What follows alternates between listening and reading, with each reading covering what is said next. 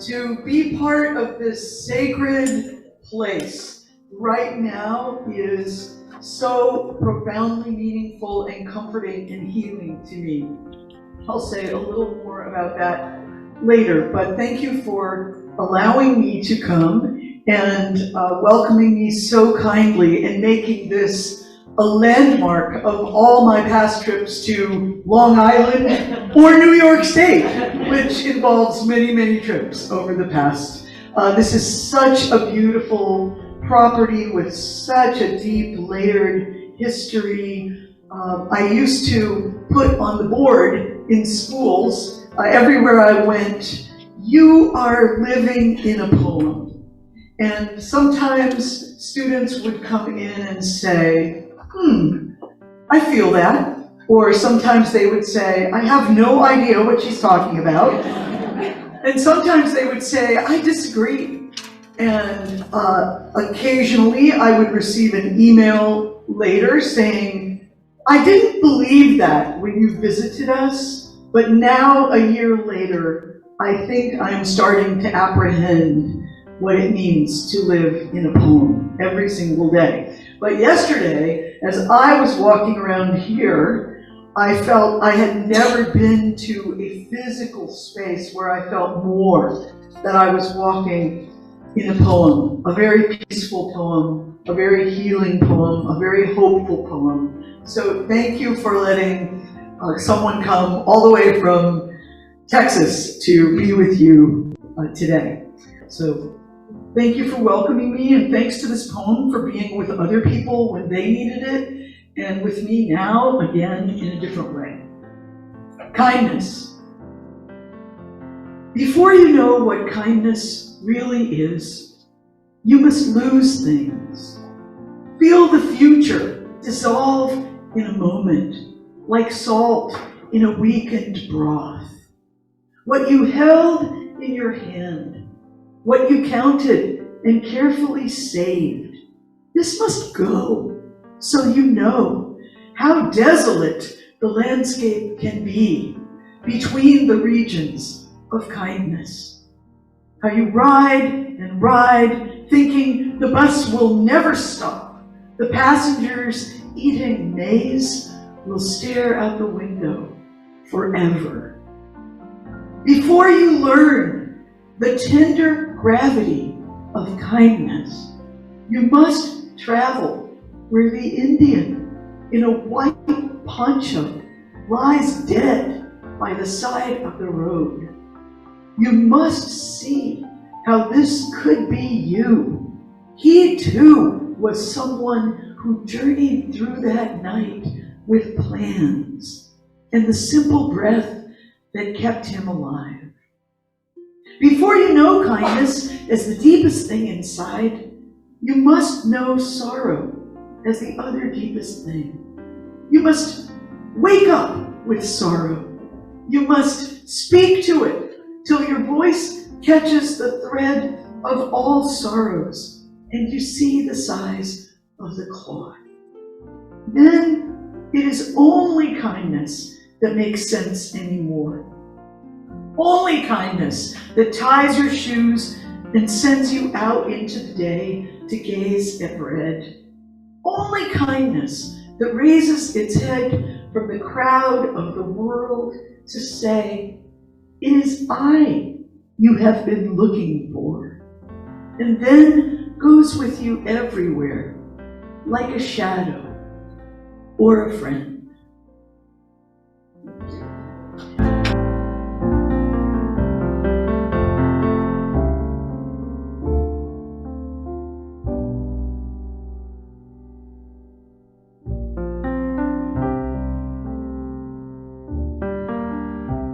Sitting by me on the bottom step of the new house. Don't worry, Mary. I'll make the inside bright and lovely.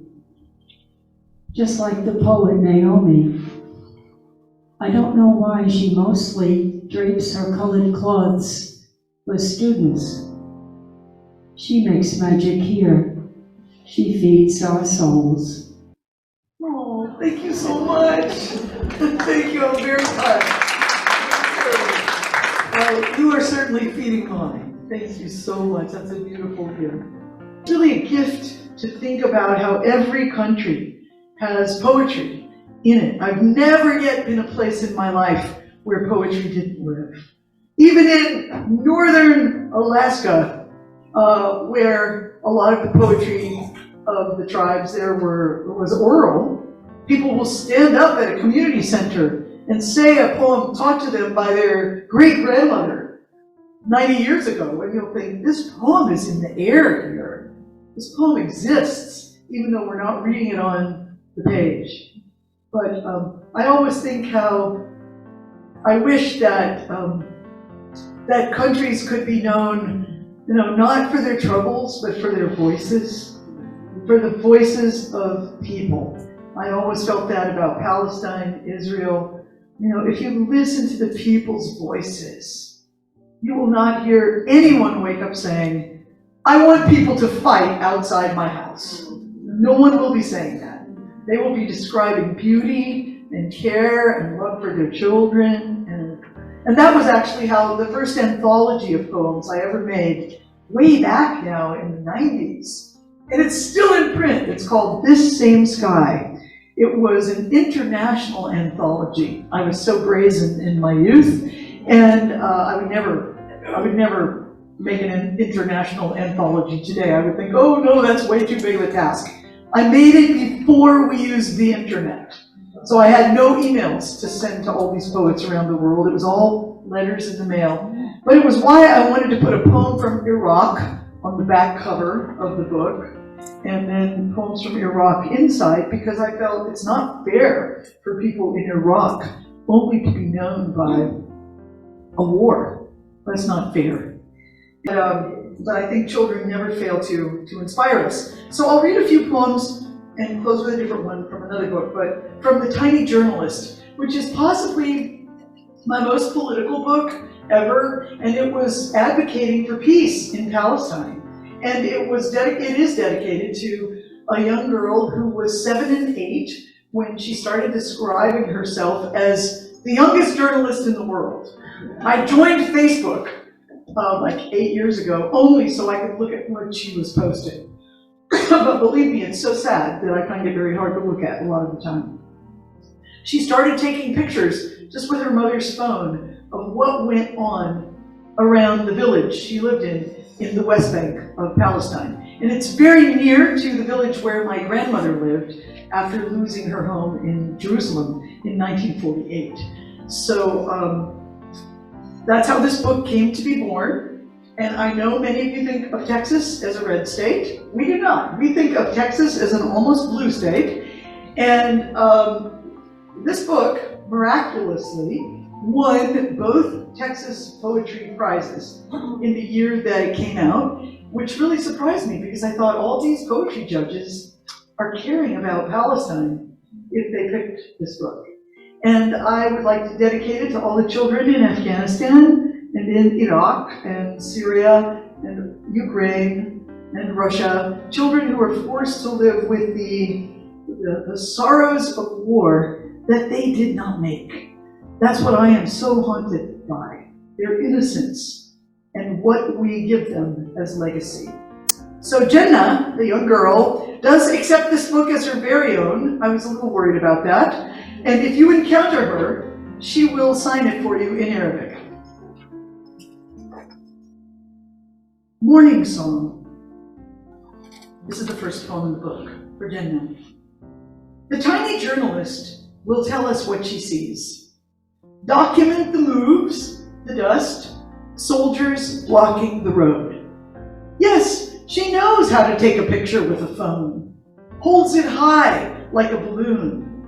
Yes, she would prefer to dance and play, would prefer the world to be pink.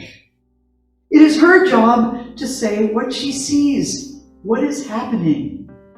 From her vantage point, everything is huge, but don't look down on her. She's bigger than you are.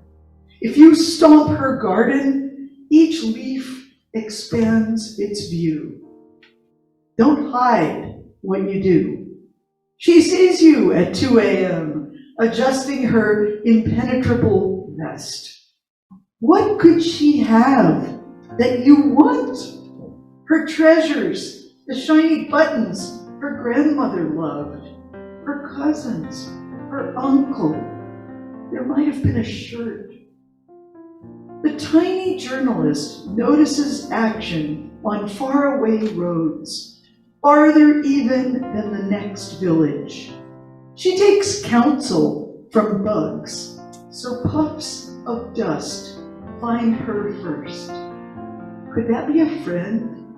They pretended not to see us. They came at night with weapons. What was our crime? That we like respect as they do? That we have pride? She stares through a hole in the fence, barricade of words and wire, feels the rising fire before anyone strikes a match. She has a better idea. And one thing I have found is that when you talk to kids about war and peace, they always have a better idea. Don't you agree? The kids have a better idea. They're still idealists. They don't care about power and money and weapons. They have a better idea. I will close with a poem from Voices in the Air, which goes way back to like science class I had when I was in 5th grade or so. We had a science teacher who told us once everything that had ever been spoken in the world, this was just fascinating, had gone out into the atmosphere. So all of the words, Abraham Lincoln's voice, Gandhi's voice, any voice, was out there floating in the atmosphere. So of course, I was so distracted by this fabulous concept that I didn't pay attention to the rest of the lesson, I'm sure, and got sent out of the classroom again. But I brought it back to make a book called Voices in the Air. And so this is not only voices we imagine are floating out there, and the voices of our own ancestors, but also voices of writers we've loved, people we read a long time ago whose voices have been with us all these years. And I wrote this for Maya Angelou after she had died, but she was a person I actually got to meet and have dinner with a few times. What a pleasure that was. She was such an incredible spirit, and some of her best friends live in San Antonio. So she wouldn't fly in especially the last years of her life. She would only travel in a bus across the United States. And she was often going from, I think, North Carolina over to Los Angeles to make a movie or do something, coming back. So she would pass through San Antonio, and she would ask her friends to invite a lot of people for dinner because she really loved cooking for people. So imagine you're not only going to dinner with Maya, but she cooked it. And she was a really, really good cook.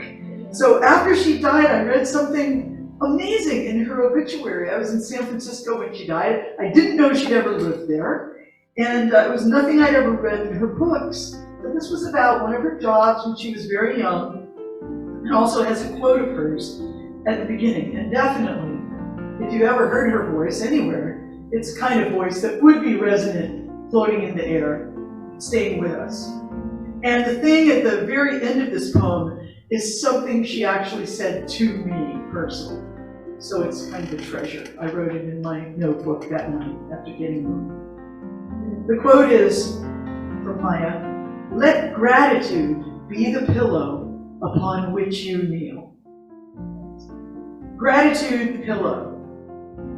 Maya loved the jingle of the massive key ring carried by cable car conductors. First woman in the San Francisco trolley uniform. She liked the shiny buttons on the jacket, appreciated the swoops and dips of the routes, sharp curves, corners, bustling avenues. Clinking coin dispenser latched to her belt. She'd be a conductor all her life. Write and talk, take people everywhere out of their tight little rooms. And if anyone told her they were going to Gloomy Street, she'd say, "What? Lift those eyes. Take a look at the sea to your right. Buildings full of mysteries, schools crackling with joy, open porches. Watch the world whirl by." All we are given without having to own. And shake that glue right out of your system. Hope is the only drink you need to be drinking. Jingle, jingle, step right up. Thank you for welcoming me.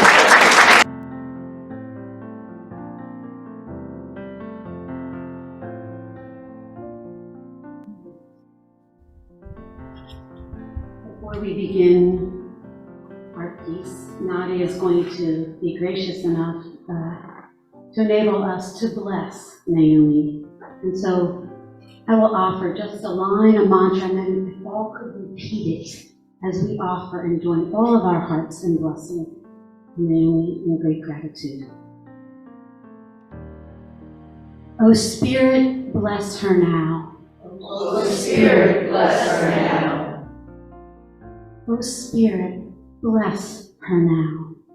O Spirit, bless her now. In gratitude, we thank her and bless her now. In gratitude, we thank her and bless her now. Her voice echoes in the shoebox of our hearts. Her voice echoes in the shoebox of our hearts. Candlelight conversations, candlelight conversations, and kindness fills the air, And kindness fills the air. It lingers large. It lingers large. Gratitude reverberates.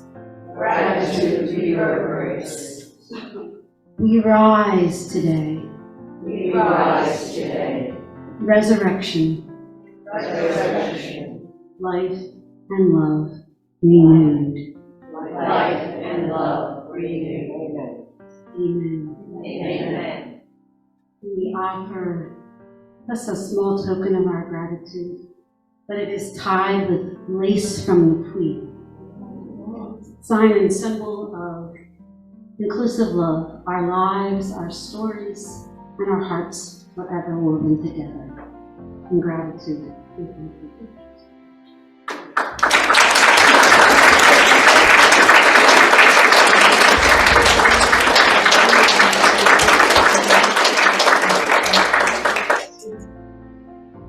Thank you so much. Thank you.